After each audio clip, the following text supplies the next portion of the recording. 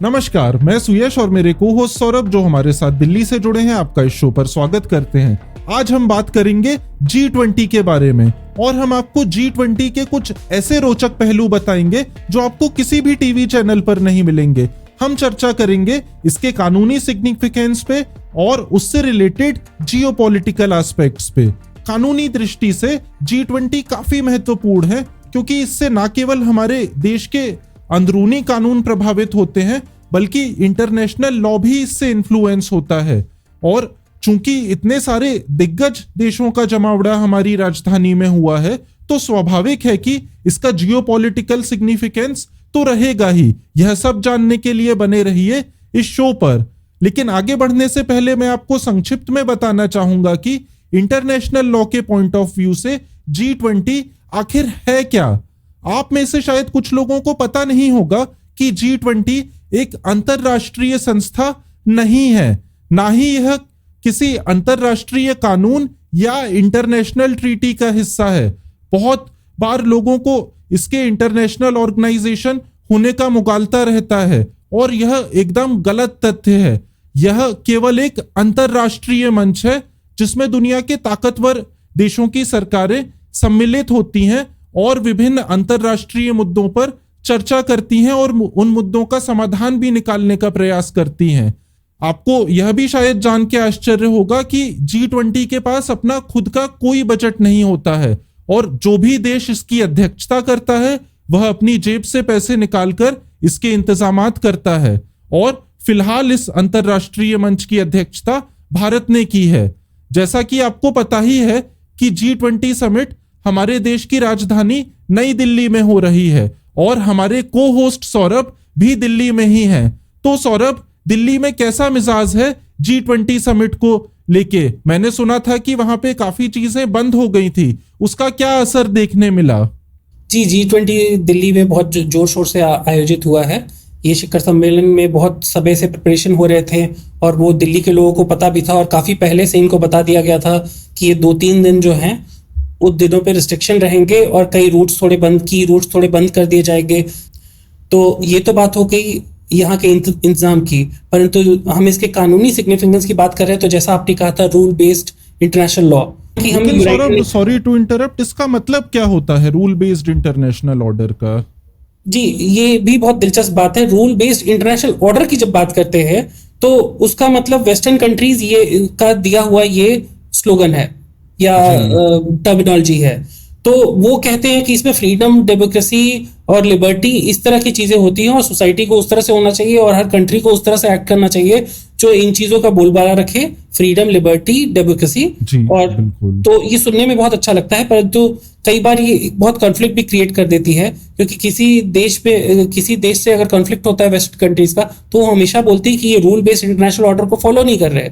और कुछ देश बोलते हैं कि आप इसको डिफाइन तो कर दीजिए कि इसमें एग्जैक्टली है क्या, आप प्रॉपर डेफिनेशन दे दीजिए। तो वो सीधे कभी नहीं मिलता, परंतु दूसरे देशों का ये कहना है कि चूंकि यूनाइटेड नेशंस करके एक संस्था है जिसके लगभग सारे देश मेंबर्स हैं और वो यूनाइटेड नेशंस चार्टर को बांधते हैं, तो उसके बेसिस पे हमें इंटरनेशनल लॉ को मानना चाहिए। जी, क्योंकि मैं देख रहा था, न्यूज में पढ़ रहा था कि हमारे प्रधानमंत्री मोदी जी ने भी रूल बेस्ड इंटरनेशनल ऑर्डर की बात इस बार करी है। तो उन्होंने ऐसी बात क्यों करी है? इसका क्या मायने हो सकते हैं? क्या हमारी ये ग्लोबल इमेज को लेके हो सकता है या ग्लोबल नॉर्थ एंड साउथ का डिवाइड हम जैसे देखते हैं काफी, तो क्या उसको लेके कुछ ये स्टेटमेंट का सिग्निफिकेंस हो सकता है? जी, आपने सही पहचाना। अगर आप इंटरनेशनल अफेयर्स देखेंगे तो वो 2 खेमों में बंटता जा रहा है। चीन और यूनाइटेड स्टेट्स या यूरोपियन कंट्रीज के बीच में बहुत ज्यादा बात नहीं हो रही डिप्लोमेटिक अपर लेवल्स पे, सेम विथ रशिया। तो ये एक मौका था जब वो आके बात कर सकते थे। इसके बारे में और हम बात कर लेंगे कि ये क्यों नहीं हो पाया और ये होना क्यों अच्छा रहता। परंतु जैसा आपने कहा, हमारे प्रधानमंत्री ने अभी कुछ दिनों पहले एशियान इंडिया समिट हुआ था, वहां पे गए थे और वहां पे उन्होंने यही कहा था कि हमें जरूरत है कि हम इंटरनेशनल लॉ से फुल्ली अडेयर करें और सबके कमिटमेंट और जॉइंट एफर्ट से हम स्ट्रेंथन करें किसको, सॉवरेंटी को हर कंट्री की और उसकी टेरिटोरियल इंटीग्रिटी को, भले ही वो छोटा देश हो या बड़ा देश हो। तो इससे बड़ा पॉजिटिव मैसेज एक जाता है। उन्होंने दोबारा एक बात और रिपीट की, क्योंकि कई बार हम देखते हैं जैसे यूक्रेन युद्ध हुआ तो उसमें भारत को इंटरनेशनल लेवल पे बहुत बार कॉर्नर किया जाता है ये बोल के कि आपने तटस्थ नीति रखी है, और भारत बार बार बोलता है नहीं, हम अपनी जगह पे खड़े हैं और हम अपने लोगों के इंटरेस्ट की बात करेंगे। और उस पे ये बार बार दोहराते हैं, उस पे ये सिर्फ एक बात कहते हैं बिना नाम लेते हुए रूस या यूक्रेन का, कि ये जो युग है ये युद्ध का युग नहीं है और ये डायलॉग और डिप्लोमेसी का है, और उसी से सारे मामले रिजॉल्व करने चाहिए। तो यहाँ पे हमारी इंटरनेशनल लॉ को लेके अलग अलग पहलू देखने मिलते हैं, और हमारा एक बीच का रास्ता उसमें हम अपनाते हैं हमेशा की तरह, और एक पॉजिटिव मैसेज देने की कोशिश की जा रही है। और मुझे जहाँ तक लगता है वेस्टर्न कंट्रीज भी काफी खुश थी इस आयोजन से, और उनकी भी मन की बात हमने कही है यहाँ पे। जी बिल्कुल जी। और ग्लोबल साउथ की अगर मैं बात करूं, बीते दिनों में आप देखेंगे तो ग्लोबल साउथ को लेके बहुत ज्यादा बात भारत कर रही है। वो इसलिए क्योंकि चीन भी काफी सौरभ माफ करिएगा, मैं अपने दर्शकों के नॉलेज के लिए बताना चाहूंगा कि ग्लोबल साउथ का मतलब होता है वह कंट्रीज जो कि लो इनकम ग्रुप को बिलोंग करती हैं, जो थोड़ी मार्जिनलाइज्ड रहती हैं, जहां पे उतना ज्यादा डेवलपमेंट इंफ्रास्ट्रक्चर वगैरह का नहीं होता है। तो ग्लोबल साउथ का यह मतलब नहीं है कि जो कंट्रीज हमारे सदर्न हेमिस्फीयर में है, ये सिर्फ एक टर्म है जो सिग्निफाई करता है इस प्रकार की कंट्रीज को, लो इनकम कंट्रीज को।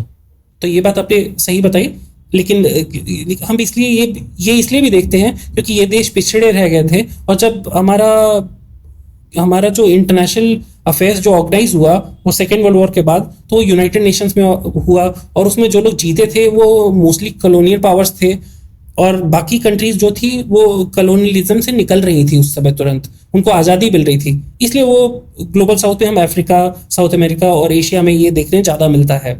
तो इनकी बात उठाती है अगर भारत, तो वो उठाने से क्या होता है कि वो अफ्रीका के देश जैसे हैं या साउथ अमेरिका के हैं या और देश जो मिडिल ईस्ट के हैं, उनको लगता है कि चलिए हमारी बात कोई नहीं उठाता, ये भारत उठा रहा है। तो ये इससे थोड़ा गुडविल बनता है इंडिया का। इसलिए बार बार देखिएगा तो इंडिया ये काम करती रही है, और चाइना भी बहुत काम कर रही है अफ्रीका में और बाकी जगह साउथ अमेरिका पे, परंतु उसको आप जानते हैं स्वाभाविक है इंडिया और चाइना के बीच में एक राइवलरी बोलिए या कंपटीशन बोलिए, इसलिए ये कोशिश करेंगे कि किसका ज्यादा इन्फ्लुएंस रहे ग्लोबल साउथ पे, क्योंकि आप डेवलप्ड कंट्रीज में तो इन्फ्लुएंस आपका बहुत लिमिटेड ही रहेगा, वो खुद ही बहुत पावरफुल है। जी। तो ये बात रही। अब मैं आपसे ये जरूर पूछना चाहूंगा कि आप इसे किस तरह से देखते हैं कि G20 क्या एक ब्रिज की तरह एक्ट कर सकता है ऐसे समय में? जी डेफिनेटली G20 बिल्कुल एक ब्रिज की तरह एक्ट करेगा, क्योंकि जैसा कि मैंने स्टार्टिंग में बताया, this is an international forum. भले ही यह कोई फॉर्मल ऑर्गेनाइजेशन नहीं है, लेकिन इसमें बड़े रसूखदार देशों के बड़े बड़े जो नेता रहते हैं वो मिलते हैं, बड़ी बड़ी बातें करते हैं, आपस में चाय नाश्ता करते हैं, और इस प्रोसेस में वह काफी महत्वपूर्ण डिस्कशंस करते हैं। और एक हम कहावत सुनते हैं कि बातें ही जो रिश्तों की दरार रहती है उसको कम करती हैं। तो जब कम्युनिकेशन होगा, प्रॉपर बातें होंगी, सो डेफिनेटली जो भी कॉन्फ्लिक्ट्स हैं, जो भी मतभेद हैं आपस के, वो डेफिनेटली कम होंगे। So in that sense I definitely think that G20 would act as a bridge for reducing the divide in international law.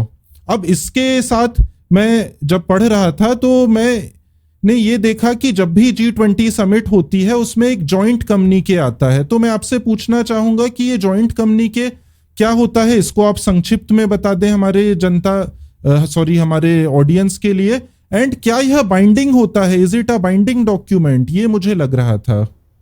जी, ये बहुत अच्छा सवाल है। जॉइंट कम्युनिके जो आमतौर पे लोग नहीं जानते, जॉइंट कम्युनिके ये होता है जो एक समिट के एंड में एक स्टेटमेंट की तरह निकलता है कि किन मुद्दों पे हमें अग्रीमेंट हुआ है और किन मुद्दों पे हम काम करेंगे। एक तरह से प्लान ऑफ एक्शन बोल सकते हैं, एक तरह से कमिटमेंट बोल सकते हैं। तो सारे देश वो सेम चीज को मान रहे हैं, तो ये निकलता है, तो वो उसका मतलब होता है कि ये समिट जो है वो सक्सेसफुल हो गया है।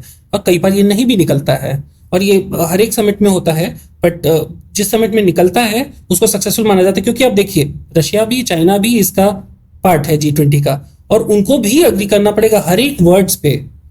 तो भारत के लिए बड़ा चैलेंजिंग रोल रहा है कि वो कैसे इन दो खेमों को एक साथ लाके एक स्टेटमेंट पे अग्री करवा सके।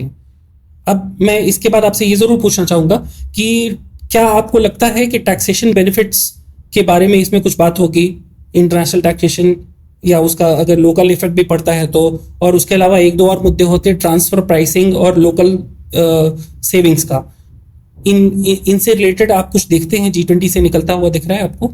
जी डेफिनेटली, जैसा कि मैंने स्टार्टिंग में बोला था, यह हमारे डोमेस्टिक लॉज को भी बिल्कुल प्रभावित करता है जो G20 समिट है। और आपने बहुत ही अच्छे पॉइंट्स बताए ट्रांसफर प्राइसिंग के, लोकल सेविंग्स के। इसके साथ साथ मैं पेमेंट एंड सेटलमेंट सिस्टम्स के बारे में भी बताना चाहूंगा क्योंकि यह काफी रिलेटेड एस्पेक्ट्स हैं। सो ट्रांसफर प्राइसिंग सिंपल शब्दों में अगर हम समझें तो कोई अगर एक कंपनी दो देशों में अपना बिजनेस सेटअप करती है और एक देश से वो अपना मैनेजमेंट रन करती है और दूसरे देश से वो अपना मैन्युफैक्चरिंग या बाकी जो भी अपने बैक एंड के काम है अगर वह कर रही है, तो वह दूसरी कंट्री में तभी ऐसा करेगी जब उसकी कॉस्ट बच रही हो। इसको लोकल सेविंग्स बोलते हैं। मान लीजिए अमेरिका की एक कंपनी इंडिया में अपना बिजनेस सेटअप करती है और वह कंपनी दोनों जगह है, अमेरिका में भी है, भारत में भी है। सो भारत में वह तभी करेगी जब उसके पैसे बच रहे होंगे भारत में मैन्युफैक्चरिंग वगैरह करने में, अदरवाइज वह नहीं करेगी। तो इसको लेके टैक्सेशन के लॉज रहते हैं क्योंकि अगर आप इंडिया के रिसोर्सेज यूज कर रहे हो तो डेफिनेटली इंडियन गवर्नमेंट चाहेगी कि आप इस पे टैक्स वगैरह भी पे करें। So this is what is meant by transfer saving and local savings. And definitely G20 में पहले भी इस तरीके के कमिटमेंट्स करे हैं कंट्रीज ने एंड वो फॉलो कर रहे हैं एंड आगे भी जो भी इस तरीके के कमिटमेंट्स होंगे वह बिल्कुल फॉलो करते जाएंगे। इसके साथ साथ मैं पेमेंट सिस्टम्स के बारे में भी बोलना चाहूंगा। इंडिया ने एक पेमेंट्स एंड सेटलमेंट एक्ट 2015 का पास करा था। बेसिकली जो आज के जमाने में डिजिटल करेंसीज आ रही हैं इनको रेगुलेट करना बहुत जरूरी हो गया है किसी भी सरकार के लिए।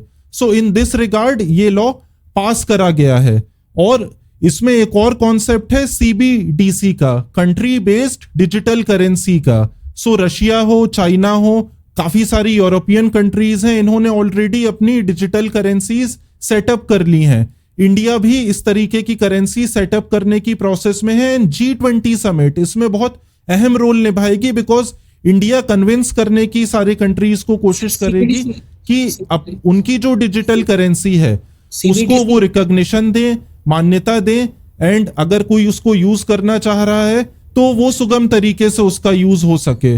सो CBDC central bank digital currency. जी sorry, I am sorry, not country based, central bank digital currency.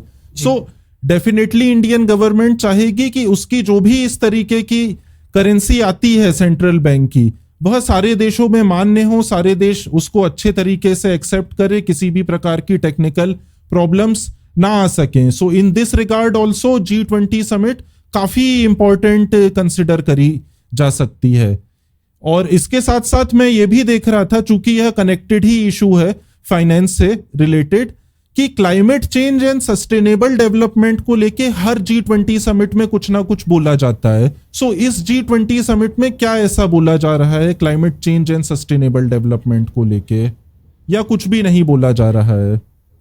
जी नहीं, क्लाइमेट चेंज और सस्टेनेबल डेवलपमेंट को लेके एजेंडा जरूर है और वो हमेशा ही रहता है क्योंकि सस्टेनेबल डेवलपमेंट गोल जो हमारे यूनाइटेड नेशंस ने रखे हैं उसको लेके हर समिट में चर्चा होती है और भारत भी दिखा रहा है कि इसमें वो काफी सीरियसली पार्टिसिपेट कर रहा है। और इसमें जो 80% ग्लोबल एमिशंस जो है वो G20 के कंट्रीज करते हैं, तो अगर ग्लोबल एमिशंस को कट करने पे कंसेंसस आना है तो वो G20 के एक्शन प्लान से ही आएगा। और उस पे पेरिस एग्रीमेंट जो था उसको भी कैसे इंप्लीमेंट किया जाए और कैसे 2 डिग्री सेल्सियस से प्री इंडस्ट्रियल लेवल से हम कम करके इसको 1.5 डिग्री सेल्सियस पे करें। तो सौरभ, सॉरी टू इंटरप्ट, ये इतने बड़े बड़ी बातें हो रही हैं, इतने आपने टेक्निकल टर्म्स बताए, और G20 जैसा कि हमें पता है सिर्फ एक फोरम है।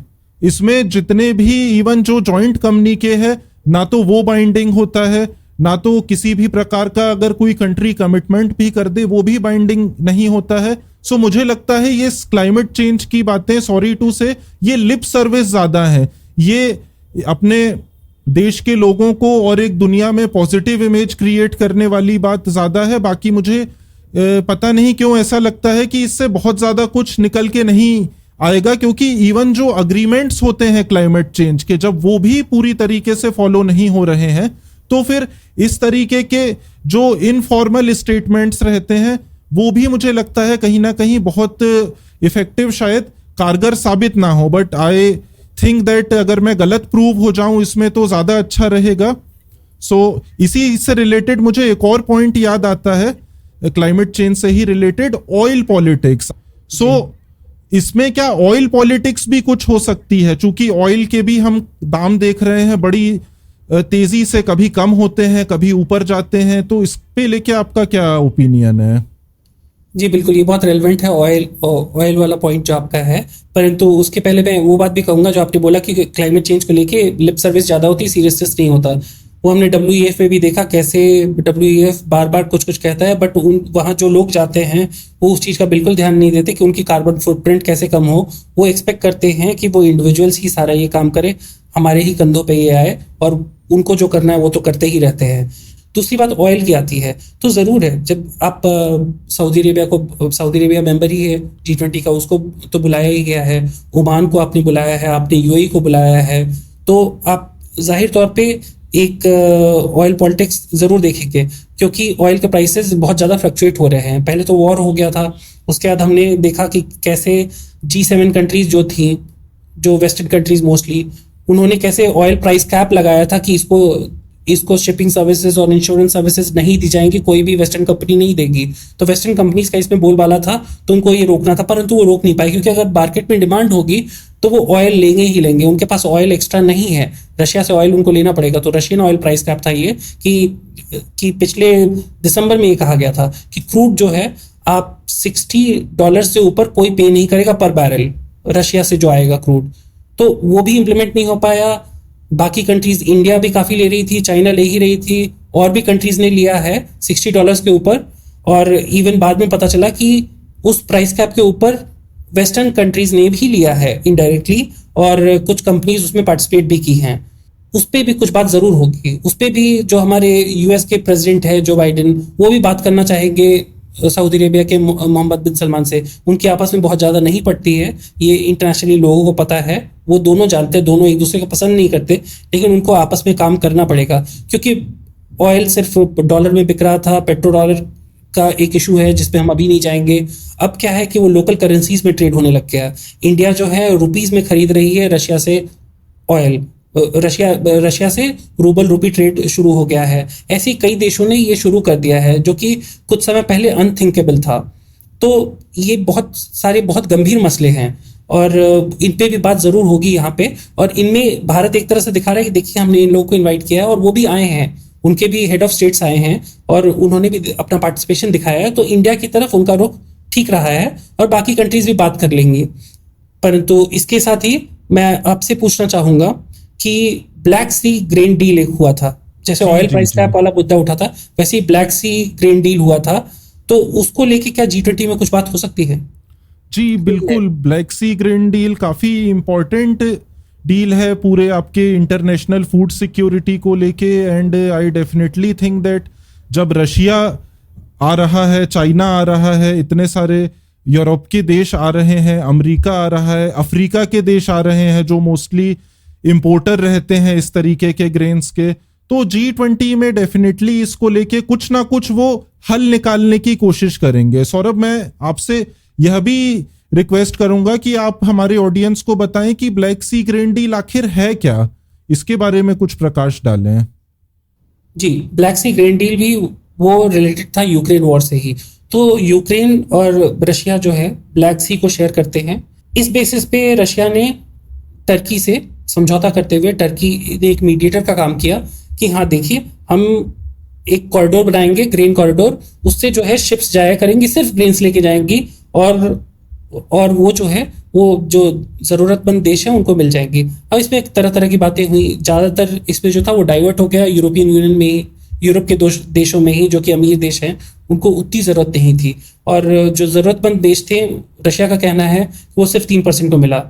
तो इस तरह की पॉलिटिक्स चलती रही। दूसरा, इसका दूसरा पार्ट भी था, सिर्फ ये नहीं था कि रशिया सब अलाउ करेगी और उनको कुछ नहीं मिलेगा। उनका ये था कि रशियन ग्रेन्स को भी आपको अलाउ करना पड़ेगा उधर से जाने पे, और जो भी पोर्ट पे आपने अरेस्ट कर रखे हैं रशियन शिप्स को, उनको जाने देना होगा। आप अगर देखें तो इस पे G20 में हमारे रशिया के और चाइना के प्रेसिडेंट नहीं आए हैं। जी जी। व्यक्तिगत कारण भी हो सकते हैं कि वो दोनों ही नहीं चाह रहे हो कि वेस्टर्न कंट्रीज से उनका मुलाकात हो, क्योंकि उन्होंने एक तरह से वेस्टर्न कंट्रीज से बात करना छोड़ दिया, वेस्टर्न कंट्रीज के लीडर्स से बात करना छोड़ दिया, क्योंकि उन्होंने बहुत जहर उगला है इनके खिलाफ। तो यहाँ पे ये बात रहती है। अब इसके बाद मैं आपसे एक सवाल जरूर पूछना चाहूंगा कि आपने ये भी देखा होगा कि अफ्रीकन यूनियन को भी हमने इनवाइट किया है और एशियन को भी हमने इनवाइट किया है, और अफ्रीकन यूनियन को लेके कुछ हमारे अनाउंसमेंट भी रहे G20 में, आप उस पर कुछ बोलेंगे? जी, अफ्रीकन यूनियन को डेफिनेटली हमने इनवाइट करा है, क्योंकि अफ्रीकन यूनियन का धीरे धीरे करके सिग्निफिकेंस काफी बढ़ता जा रहा है। आज वह अफ्रीका नहीं बचा है जो आज से 30 साल पहले हुआ करता था। जो भूखमरी की हालत हम अफ्रीका में पहले देखते थे, आज सिचुएशन काफी बेहतर हुई है। Even though it is very far from perfect, आज भी बहुत सारी वहां पे कॉन्फ्लिक्ट्स भी चल रही हैं और बहुत तरह तरह के इशू भी हैं, लेकिन फिर भी अफ्रीका बहुत तेजी से आगे बढ़ रहा है और वह दिन दूर नहीं हो सकता है अगले 20-30 सालों में अफ्रीका से भी कुछ डेवलप्ड नेशंस निकल के आ जाएंगे। So I think that is the biggest significance of African Union. तो इसके साथ एक और बात हमें बता दें कि G20 जैसी समिट ऑर्गेनाइज करने से क्या इंडिया की इंटरनेशनल इमेज पे कोई फर्क पड़ता है, या नेशनल इमेज पे भी आपका इस पे क्या पहले नेशनल इमेज की अगर हम बात करें, so that is a different ball game all together. जो डोमेस्टिक राजनीति होती है उस पे इंटरनेशनल चीजें बहुत ज्यादा इन्फ्लुएंस नहीं करती हैं, क्योंकि आम जनता को अपने इश्यूज से मतलब रहता है। उसको ये मतलब नहीं है कि दुनिया में क्या चल रहा है, इंडिया ने रशिया के साथ क्या किया, चाइना के साथ क्या किया, यूएस के साथ क्या किया।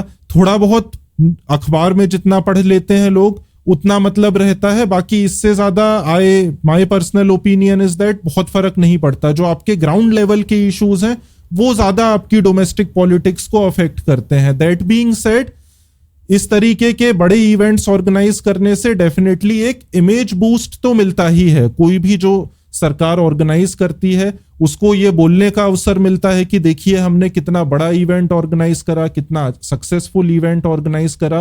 And same goes with any sports event as well. आपने कॉमनवेल्थ भी ऑर्गेनाइज करे थे तो भी सरकार ने अपनी पीठ थपथपाई थी, वाहवाही लूटी थी।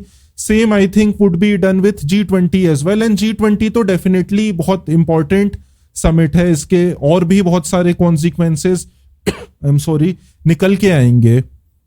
इसके बाद इतना पैसा खर्च करना आपके लिए, आपके हिसाब से वर्थ इट रहा? बिल्कुल वर्थ इट है मेरे हिसाब से, क्योंकि ये हमारे देश की आन बान और शान की बात है। अगर कोई भी बाहर के बड़े नेता हमारे देश में आ रहे हैं तो उनका बड़े अच्छे से स्वागत सत्कार होना चाहिए और उनको best of the best treatment देना चाहिए। इसमें तो मैं कहीं आई थिंक इसमें सभी लोग अग्री करेंगे।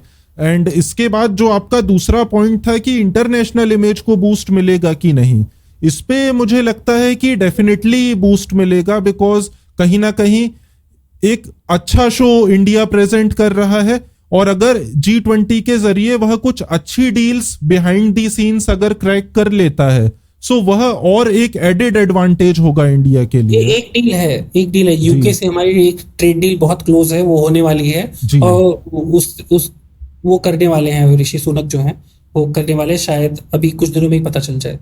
जी। सो डेफिनेटली इंटरनेशनल इमेज को भी अच्छा खासा बूस्ट मिलेगा हमारी देश को। एंड चूंकि ये एक फाइनेंशियल एंड इकोनॉमिक फोरम ज्यादा है, सो हमारे बिजनेस एंड ट्रेड को भी बहुत फायदा मिलेगा इस तरीके की समिट से। So I think that is all I have to say. आपको अगर कुछ ऐड करना हो सौरभ तो प्लीज। जी, हमने काफी डिटेल में इस पे चर्चा कर ली है, काफी लंबा समय बीत गया है। आशा करते हैं कि दर्शकों को इससे काफी सीखने मिला होगा और जो त्रुटियां रही हों उसके बारे में कमेंट सेक्शन में आप बता सकते हैं। लाइक और सब्सक्राइब करें आपके इच्छानुसार। जी, धन्यवाद।